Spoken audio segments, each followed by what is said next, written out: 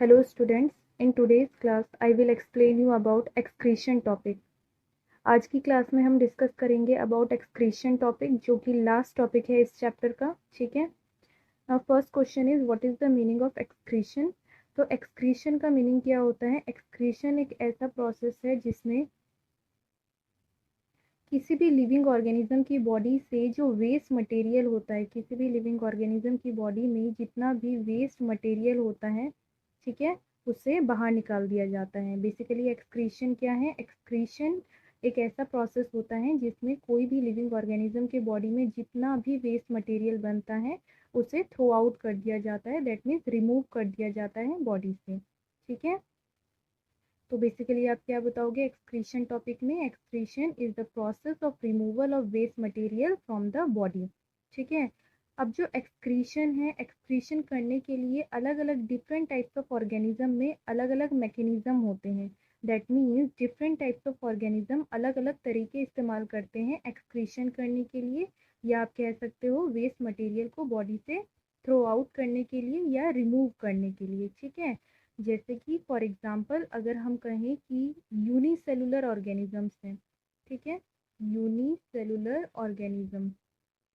तो unicellular organisms तो आप लोग पता है, ऐसे ऑर्गेनिज्म जो कि एक सेल से बने होते हैं उन्हें हम कहते हैं यूनिसेलुलर ऑर्गेनिजम्स. यूनिसेलुलर ऑर्गेनिजम्स में जो एक्सक्रीशन प्रोसेस होता है वो होगा with the help of diffusion. ठीक है. डिफ्यूजन प्रोसेस की हेल्प से यूनिसेलुलर ऑर्गेनिज्म एक्सक्रीशन करते हैं. ठीक है. नेक्स्ट थिंग इज कि जो कॉम्प्लेक्स मल्टीसेलुलर ऑर्गेनिजम्स हैं, मल्टीसेलुलर ऑर्गेनिजम्स में ऐसे ऑर्गेनिज्म जो कि एक से ज़्यादा सेल से बने होते हैं. ठीक है. अगर हम कॉम्प्लेक्स मल्टीसेलुलर ऑर्गेनिजम्स की बात करें, दैट मीन्स जिनकी जो बॉडी ऑर्गेनाइजेशन होती है वो सिंपल नहीं होती है, उनके पास प्रॉपरली ऑर्गन सिस्टम प्रेजेंट होते हैं. ठीक है. ऑर्गन्स प्रेजेंट होते हैं, उन्हें हम कहेंगे कॉम्प्लेक्स मल्टीसेलुलर ऑर्गेनिजम्स. अगर हम कॉम्प्लेक्स मल्टीसेलुलर ऑर्गेनिजम्स की बात करें, फॉर एग्जांपल अगर हम ह्यूमन बींग्स का एग्जांपल ले लें, तो इनके पास special type of organs present होते हैं फॉर परफॉर्मिंग एक्सक्रीशन प्रोसेस. ठीक है. तो नेक्स्ट टॉपिक जो हम स्टार्ट करने जा रहे हैं that is excretion in human beings. Okay. चलिए स्टार्ट करते हैं. Excretion in human beings.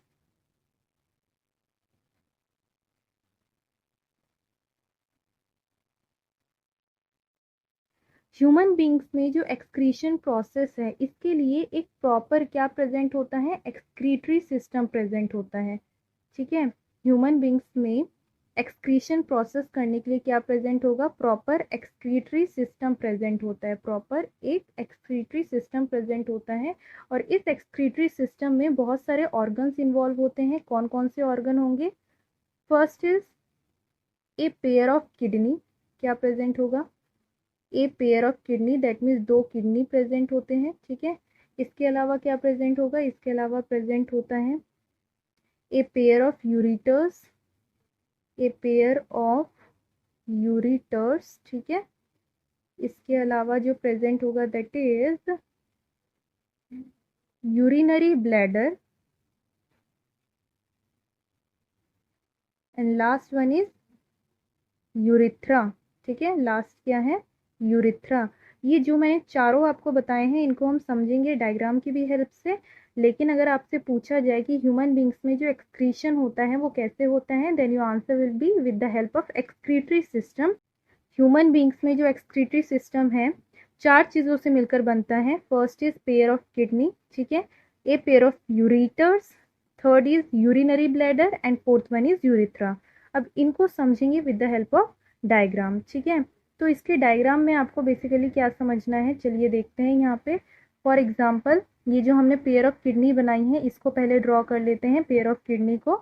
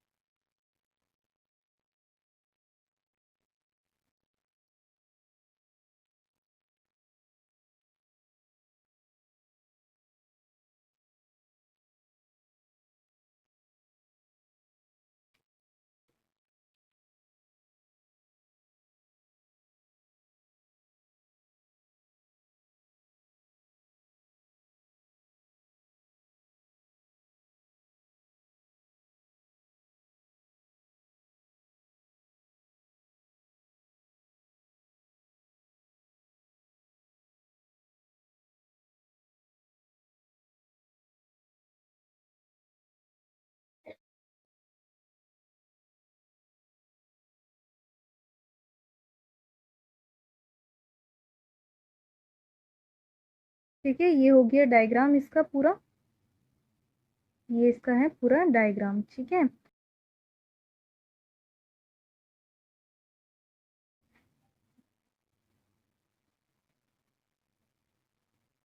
देखिए ये डायग्राम कंप्लीट है ऑफ ह्यूमन एक्सक्रीटरी सिस्टम। अब इन्हें वन बाय वन समझते हैं। ये जो मैंने यहाँ पे बनाया है ये क्या है, these are pair of kidney, that means ये वाला होगा राइट किडनी, ये वाला होगा लेफ्ट किडनी। ठीक है, वन मोर थिंग कि यहाँ पे जो आपको लेफ्ट किडनी दिख रहा है वो राइट किडनी के कंपैरिजन में थोड़ा सा बड़ा और ऊपर की डायरेक्शन में दिख रहा है। इसका रीजन क्या है, इसका रीजन ये है कि जो राइट किडनी है वो थोड़ा सा नीचे होता है। क्यों? क्योंकि इसके ऊपर लीवर प्रेजेंट होता है उसको स्पेस प्रोवाइड करने के लिए। ठीक है, तो इसको लेबल कर लेते हैं, दिस इज राइट किडनी। ठीक है, ये क्या है, राइट किडनी है। This one is left kidney, जो कि राइट किडनी के कंपैरिजन में थोड़ा सा ऊपर प्रेजेंट होगा। ठीक है, इसके अलावा ये जो आपको दिख रहे हैं ये पर्पल कलर के ये जो ट्यूब लाइक स्ट्रक्चर दिख रहे हैं, दीज आर यूरिटर। एक यूरिटर होगा, दोनों को मिला के हम क्या बोलते हैं, यूरिटर्स। ठीक है, नेक्स्ट इज यहाँ पे ये जो आपको दिख रहा है दैट इज यूरिनरी ब्लैडर। इन सब के फंक्शन हम समझेंगे वन बाय वन। पहले देख लेते हैं कैसे आप लोगों को लेबलिंग करना है यूरिनरी ब्लैडर। और यहाँ पे दिस इज यूरिथ्रा। ठीक है, दिस वन इज यूरिथ्रा। ठीक है, यहाँ पे आपको ट्यूब लाइक स्ट्रक्चर दिख रहा है। लेट मी टेल यू, ये जो ट्यूब लाइक स्ट्रक्चर है दैट इज रीनल आर्टरी। ठीक है, क्या है, this is renal artery. One more thing बच्चों, जहां पे भी रीनल वर्ड यूज होता है, बेसिकली रीनल वर्ड किडनी से रिलेटेड जितने भी मटेरियल होते हैं उसके आगे लगाया जाता है। ठीक है, और ये जो ऑरेंज कलर का आपको ट्यूब लाइक स्ट्रक्चर दिख रहा है ये क्या है, रीनल वेन। ठीक है, रीनल वेन, समझ में आया? तो ये सारी लेबलिंग हो गई।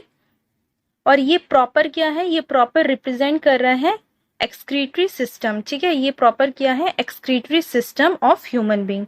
अब देखो ध्यान से समझो, these are pair of kidney. ठीक है, next is pair of ureters. Pair of ureters का मीनिंग क्या है, राइट किडनी से जो ये ट्यूब लाइक स्ट्रक्चर निकल रहा है ये क्या हो जाएगा, राइट यूरिटर। लेफ्ट किडनी से जो ये ट्यूब लाइक स्ट्रक्चर निकल रहा है दैट इज लेफ्ट यूरिटर। ठीक है, इसके आगे एक बैग लाइक स्ट्रक्चर होता है। ठीक है, जहां पे यूरिन जमा होता है उसे हम बोलते हैं urinary bladder.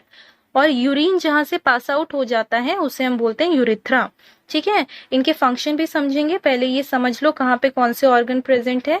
Next thing is kidney के यहाँ पे जो मैंने ब्राउन कलर का ट्यूब लाइक स्ट्रक्चर बनाया है दैट इज रीनल आर्टरी।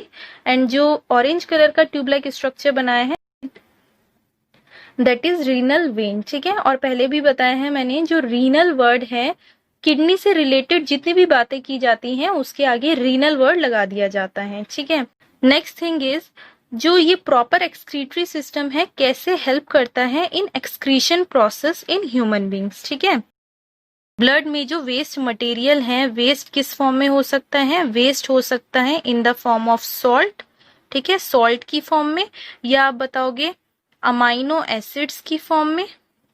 ठीक है, अमाइनो एसिड्स की फॉर्म में, या आप बोल सकते हो यूरिया की फॉर्म में। ठीक है, यूरिया आप बोल सकते हो ये एक टाइप का नाइट्रोजिनस वेस्ट है। ठीक है, different types of nitrogenous waste होते हैं, नाइट्रोजिनस वेस्ट जिसमें यूरिया भी आ जाएगा। ठीक है, या यूरिक एसिड आ जाएगा, salt, amino acid, urea, glucose, excess of glucose, ये सारा क्या हो जाता है, वेस्ट। ठीक है, तो ब्लड में ये जितना भी वेस्ट है वो ब्लड के साथ हार्ट से कहाँ पे एंटर करेगा, with the help of renal artery कहाँ पे एंटर करेगा, किडनी में, राइट किडनी और लेफ्ट किडनी में। ठीक है, अब किडनी में जो खून है, जो ब्लड है वो फिल्टर हो जाता है, दैट मीन्स छन जाता है, उसमें जितनी भी गंदगी है वो किडनी में रह जाती है।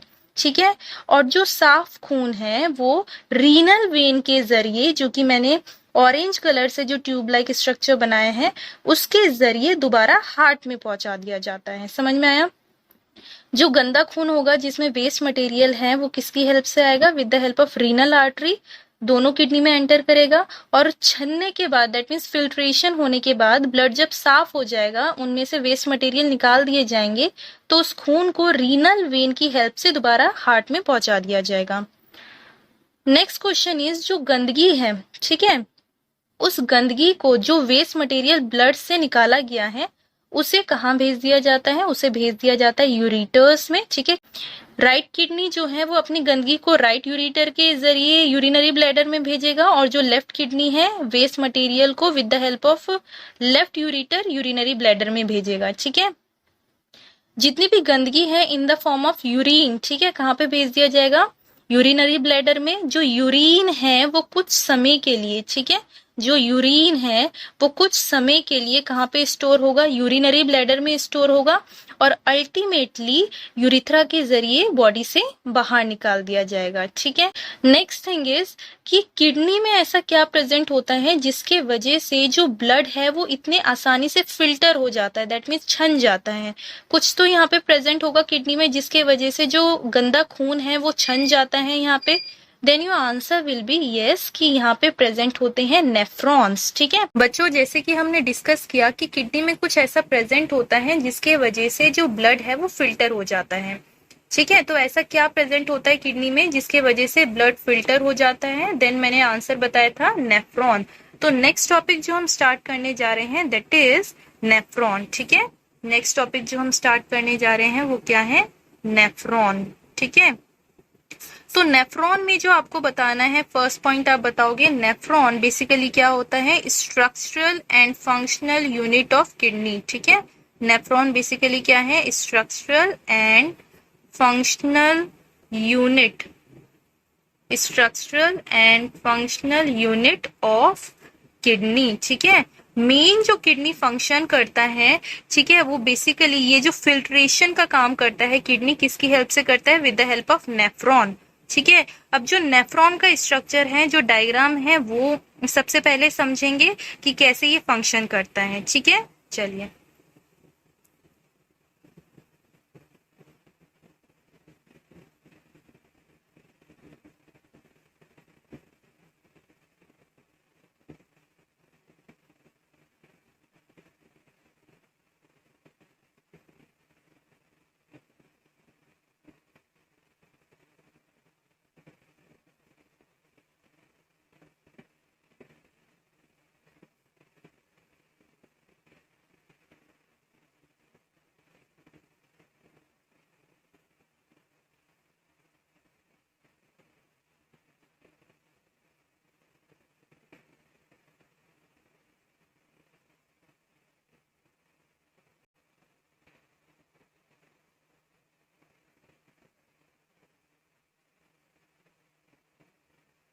अब ध्यान से सबसे पहले समझो बेटा, ये बेसिक स्ट्रक्चर है, ये बेसिक स्ट्रक्चर मैंने बनाया है नेफ्रॉन का। आगे की क्लासेस में जब आप लोग जाएंगे हायर क्लासेस में, तो इससे और ज्यादा कॉम्प्लेक्स स्ट्रक्चर आप सीखेंगे, ठीक है।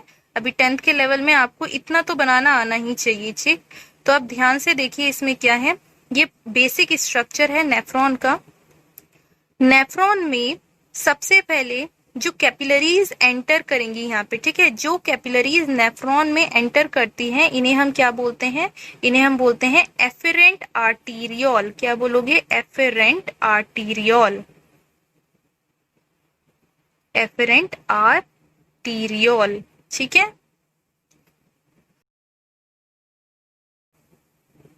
एफेरेंट आर्टीरियोल जो है क्या फॉर्म करती हैं? ग्रुप ऑफ कैपिलरीज यहाँ पे फॉर्म करती हैं।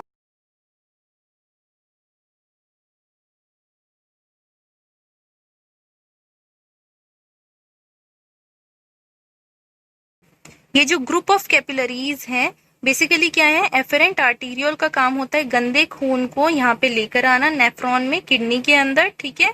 और उसके बाद ग्रुप ऑफ कैपिलरीज यहाँ पे बन जाती हैं। ग्रुप ऑफ कैपिलरीज का काम होता है वेस्ट मटेरियल को यहाँ पे ट्रांसफर करना, और ये इसका काम क्या होगा? ऐसा कैपिलरी जो कि साफ ब्लड को लेकर जा रहा है, इसे हम क्या बोलेंगे? इफेरेंट आर्टीरियोल, ठीक है, इफेरेंट आर्टीरियोल। क्लियर? ठीक है, अब देखिए ध्यान से, यहाँ पे जो नेटवर्क ऑफ कैपिलरीज मैंने आपको बताया, इन्हें हम क्या कहते हैं, नेटवर्क ऑफ कैपिलरीज को हम बोलते हैं ग्लोमेरुलस। ठीक है, क्या बोलोगे, ग्लोमेरुलस। क्लियर है, ग्लोमेरुलस। यहाँ पे जो कप शेप स्ट्रक्चर आपको दिख रहा है, इस कप शेप स्ट्रक्चर को हम बोलते हैं बोमन्स कैप्सूल। बहुत इंपॉर्टेंट ये डायग्राम है बेटा, एग्जाम में पूछा ही जाता है। ठीक है, बोमन्स कैप्सूल। ठीक है, बोमन्स कैप्सूल। यहाँ पे जो ट्यूब लाइक स्ट्रक्चर दिख रहे हैं, in tube like structure, that means Bowman's capsule के पास जो ट्यूब लाइक स्ट्रक्चर होगा उसे हम बोलते हैं पीसीटी। पीसीटी का मीनिंग क्या होता है, प्रॉक्सिमल कॉन्वोल्यूटेड टिब्यूल। ठीक है, पीसीटी का मीनिंग प्रॉक्सिमल कॉन्वोल्यूटेड टिब्यूल।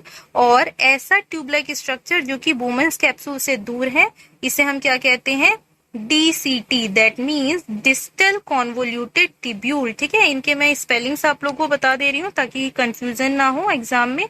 तो पीसीटी का जो फुल फॉर्म है that is proximal convoluted tubule. ठीक है, और डीसीटी का फुल फॉर्म क्या है, डीसीटी का फुल फॉर्म है डिस्टल कॉन्वोल्यूटेड टिब्यूल। क्लियर है। ठीक है, यहाँ पे स्ट्रेट आपको दिख रहा है ट्यूब लाइक स्ट्रक्चर, इसे हम कहते हैं मेन डक्ट। ठीक है, मेन डक्ट है, duct means tube like structure. और यहाँ पे जो छोटे छोटे आपको ये स्ट्रक्चर दिख रहे हैं, जैसे ही मैंने पूरा नेफ्रॉन का स्ट्रक्चर बनाया है, ऐसे ही सेम टू सेम ऐसे स्ट्रक्चर मेन डक्ट से, मेन ट्यूब से कनेक्टेड होते हैं। एक किडनी में अप्रोक्सीमेटली 1 मिलियन के करीब नेफ्रॉन्स प्रेजेंट होते हैं, ये आपको याद रखना है। ठीक है, नेक्स्ट थिंग इज, यहाँ पे देखो यू शेप आपको ट्यूब लाइक स्ट्रक्चर दिख रहा है। इस U shape tube like structure को हम बोलते हैं हेनलेज लूप। क्या बोलोगे, हेनलेज लूप। समझ में आया, ये प्रॉपर स्ट्रक्चर हो गया नेफ्रॉन का। अब इसका स्ट्रक्चर समझते हैं। एक और चीज बेटा, कि यहाँ पे जो इफरेंट आर्टीरियल आपको दिख रहा है, इफरेंट आर्टीरियल आगे जाके कैपिलरीज फॉर्म करता है। ठीक है, कैपिलरीज फॉर्म करता है, क्यों फॉर्म करता है, इसका आपको फंक्शन भी मैं अभी बताऊंगी। ठीक है, इन नेफ्रॉन के ऊपर कैपिलरीज ऐसे नेटवर्क लाइक स्ट्रक्चर ये फॉर्म करते हैं, क्यों फॉर्म करते हैं ये मैं एक्सप्लेन करूंगी आप लोगों को। ठीक है, लेट्स सी हियर। यहाँ पे जो इफरेंट आर्टीरियल आपको दिख रहा है, इफरेंट आर्टीरियल, ये गंदे खून को, दैट मीन्स ऐसा ब्लड जिसमें वेस्ट मटेरियल प्रेजेंट है in the form of nitrogenous waste, और you can say different type of amino acids. ठीक है, और सॉल्ट, ये सब प्रेजेंट होगा। That type of blood enters in where, nephron. ठीक है, नेफ्रॉन के इस पार्ट में, दैट मीन्स बोमन्स कैप्सूल में एंटर करेगा। बोमन्स कैप्सूल ये जो कप लाइक स्ट्रक्चर है। ओके, एफरेंट आर्टीरियल जो है आगे जाके ग्रुप ऑफ कैपिलरीज फॉर्म करेगा जिसे हम बोल रहे हैं ग्लोमेरुलस। ठीक है, ये जितना भी ग्रुप ऑफ कैपिलरीज है जिसे हम ग्लोमेरुलस कह रहे हैं, यहाँ से जितना भी वेस्ट मटेरियल है ब्लड में वो कौन एब्जॉर्ब कर लेगा, बोमन्स कैप्सूल। बोमन्स कैप्सूल से होते हुए ये वेस्ट मटेरियल इन ट्यूब लाइक स्ट्रक्चर में मूव करेंगे। लेकिन जैसे कि मैंने बताया, ब्लड में जो वेस्ट मटेरियल है वो किस किस फॉर्म में प्रेजेंट है, वो प्रेजेंट है in the form of amino acid.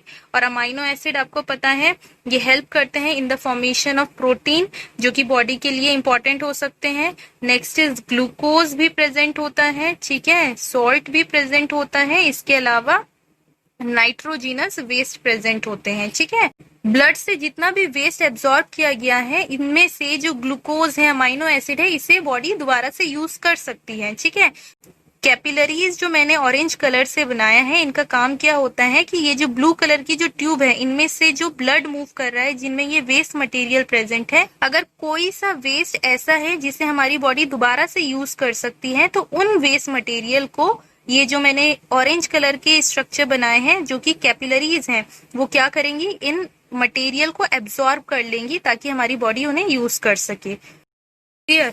इसके अलावा ऐसे ह्यूमन बींग्स जिनकी किडनी जो है फेल हो जाते हैं, उनके केस में एक प्रोसेस होता है दैट इज डायलिसिस। तो अगर आपसे पूछा जाए डायलिसिस क्या है, तो डायलिसिस में आप बताएंगे कि डायलिसिस एक ऐसा प्रोसेस है, डायलिसिस क्या है, एक ऐसा प्रोसेस है जिसमें जब ह्यूमन बींग्स में आर्टिफिशियल किडनी लगाई जाती है ताकि ब्लड में जितना वेस्ट है उसको फिल्टर किया जा सके। तो आर्टिफिशियल किडनी लगाने के बाद जो प्रोसेस चलता है ब्लड के वेस्ट को फिल्टर करने के लिए, उस प्रोसेस को हम बोलते हैं डायलिसिस। और ये जो आर्टिफिशियल किडनी लगाई जाती है उन ह्यूमन बींग्स में लगाई जाती है जिनकी किडनी फेल हो चुकी होती है, ठीक है, काम नहीं कर रही होती है। समझ में आ गया। Next topic is excretion in plants.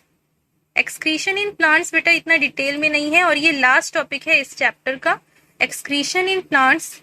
Excretion in plants का मीनिंग क्या है? प्लांट्स के भी कुछ वेस्ट प्रोडक्ट होते हैं जिन्हें बॉडी से वो बाहर निकालते हैं। फॉर एग्जाम्पल फोटोसिंथेसिस प्रोसेस के दौरान, ये सारी चीजें पहले भी डिस्कस कर चुके हैं। फोटोसिंथेसिस प्रोसेस के दौरान जो प्लांट्स है क्या रिलीज करते हैं? ऑक्सीजन रिलीज करते हैं। तो ये भी उनके लिए क्या होता है?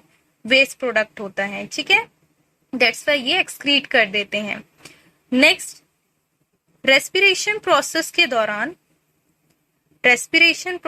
दौरान भी क्या होता है? ये क्या रिलीज करते हैं? रेस्पिरेशन प्रोसेस के दौरान ये कार्बन डाइऑक्साइड रिलीज करते हैं। प्लांट्स भी रेस्पिरेशन के दौरान कार्बन डाइऑक्साइड रिलीज करते हैं, ये चीज आपको याद रखनी है, ठीक है, क्योंकि इन्हें भी एनर्जी की रिक्वायरमेंट होगी। नेक्स्ट, जो स्टेम वगैरह होते हैं, ठीक है, स्टेम वगैरह जो होते हैं उनमें से गम जो है वाइट लिक्विड जैसा निकलता है, ठीक है।